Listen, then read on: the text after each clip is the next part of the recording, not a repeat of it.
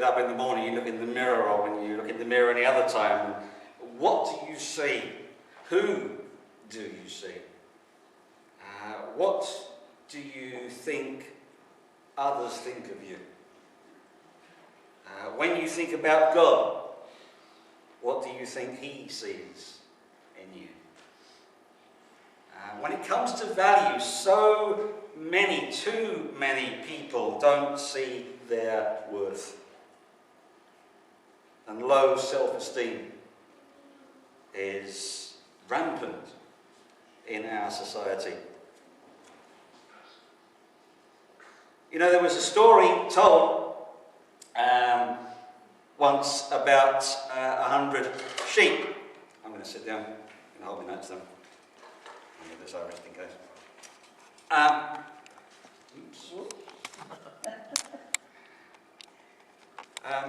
A story told once about 100 sheep.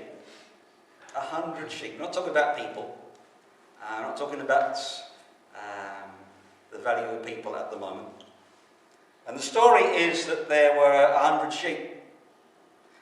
And one day when the shepherd was counting up his sheep, as he does every day, he realised that there was not 100, but there was 99. And I'm sure he double-checked. I'm sure he went through it again and wanted to make sure. But he checked it and there was 99. Now, you would think if they were sheep, every now and again you lose one to wild animals, to all sorts of reasons that sheep who wander around on the field, you might lose one. But the story is told that this shepherd wanted to find that one sheep out of 100, just 1%. And so he left the others secure, I'm sure, and he went off to find that one little sheep. And he looked around everywhere until he found it. And when he found the one sheep out of 100, he not only just kind of brought it back and put it down, but we're told in the story that he celebrated that that sheep was found. Celebrated that one that had been lost was now found. And many of you know who told that story. Who told it? Jesus told the story. We're in a series, stories with a meaning. Luke 15. Luke 15. And Jesus told that story about the 100 sheep and one being lost for a meaning. It wasn't just a nice story about woolly sheep. So why did he tell it? To say that every person, whoever you are, every person is of worth, is of value. And when people get lost in life, you might say, well, I'm part of a big crowd, I'm part of a big town, I'm part of a big city, I'm part of a big country. And what am I really worth? If I feel lost, if I feel out of my depth, if I feel alone, what does that really matter? And Jesus is saying it matters to God, the Good Shepherd. Because he will look out for one person that is lost. Because he believes that you are worth finding. And so if you feel a little lost, a little bit undervalued if you like, I'm just one of 100. What am I? Am I really average or beautiful? Am I just one of the sheep?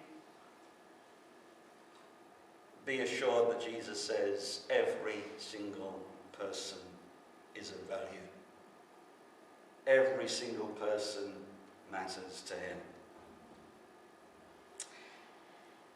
I'm going to hopefully put up a prayer for us to look. So this is a prayer that I'm going to do it the hard way because I think it's probably the easiest way in the end.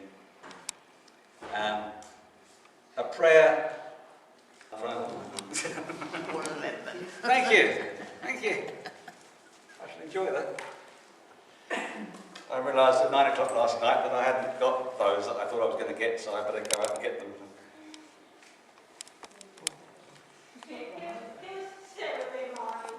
Um, so, there in the video, a little boy lost, and the parents frantically trying to find him. They're in a cornfield, and you imagine a cornfield, the corn is up here, little 3-year-old is down here, very hard to find, so missing for, was it 28 hours before they found him.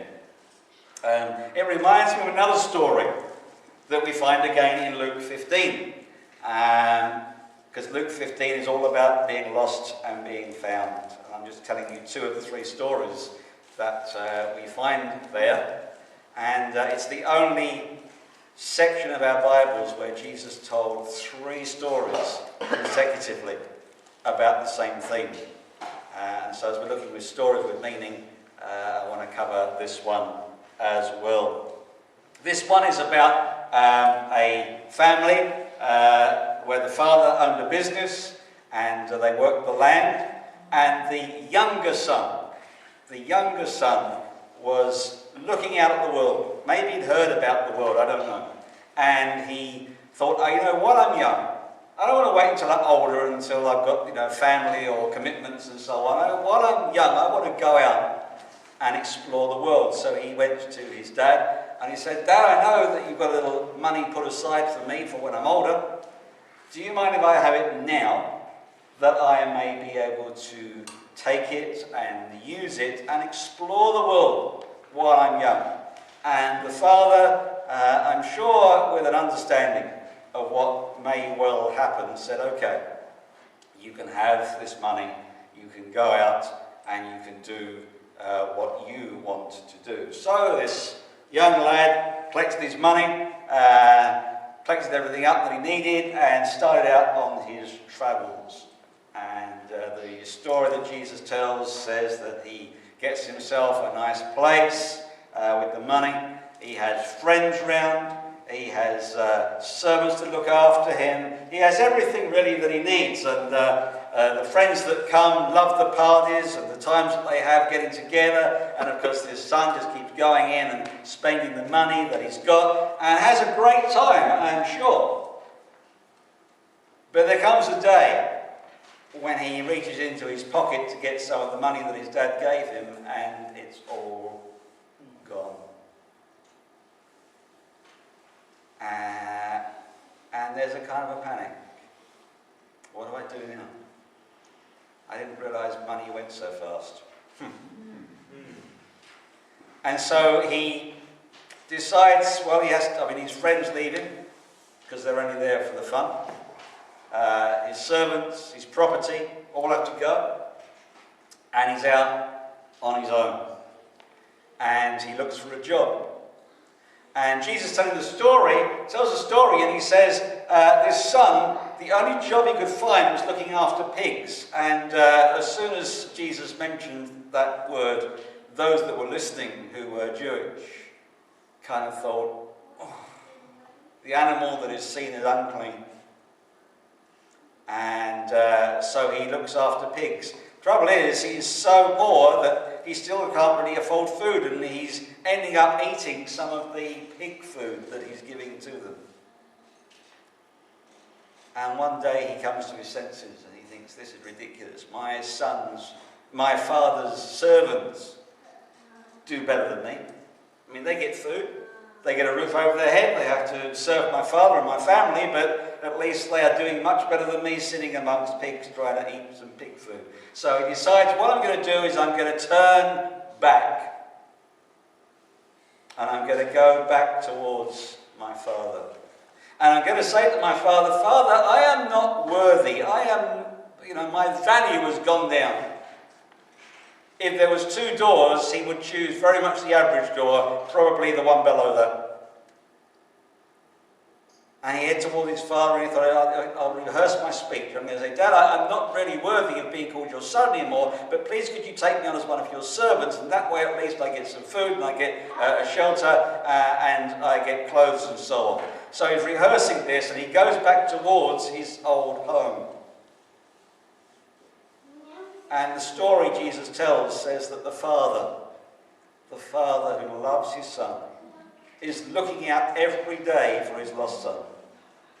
looking out over the horizon. He's going to come back, because I know what he's going to do. He's going to blow the money, and at some point he's going to come back. And so the father every day is looking out for him.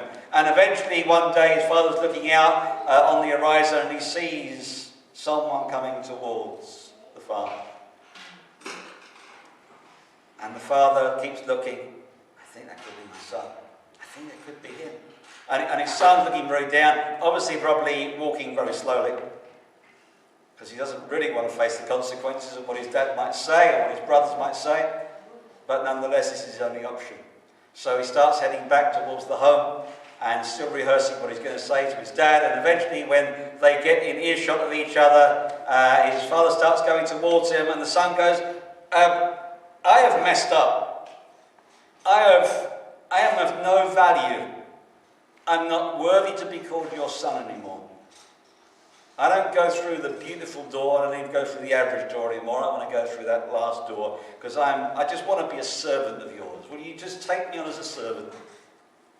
And that way I will get some shelter and food and clothing. And the father stops him and says, you are still my son. I've been waiting for you to turn around and come back to me. And so he says to his servants, my son has returned. Get the family ring, put it on his finger so he's a member of the family again. You go and change. You go and get some new clothes on. And we're going to throw a banquet tonight. Because my son was lost, and now he's found. And in fact, in all three stories, if you want to look at Luke 15, where there was something lost and there is something found. Once it's found, there is a celebration. Why is Jesus telling those stories? Well, his listeners often felt like the younger son. They'd kind of gone off and done their own thing. Kind of got lost along the way. And maybe at the time they weren't quite sure they were lost, but they realised in the end they were lost. And they were lost from God. They were lost from being part of God's family, being part of heaven and the future with him, because they've made lots of mistakes. Same as many people even today would say, we've made mistakes. We can't really turn to God because God's going to just frown us. God's going to just push us away because we're not worthy of being called a child of God anymore.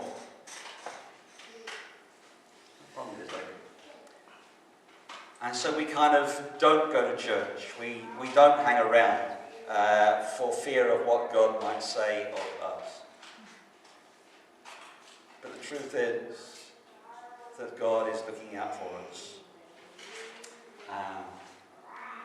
And we remember, we might say, well, how do we know that? How do we know that God's looking out for us? How do we know that God's not angry with me for doing the wrong thing and looking out for myself and being selfish and all that? Because it's Jesus who told the story, God's Son. And when God's Son tells the story, he's telling the truth. And he's saying the Father is always looking out for you. No matter how wrong you think you've done, no matter how far away you think you've been, he is constantly looking out for you.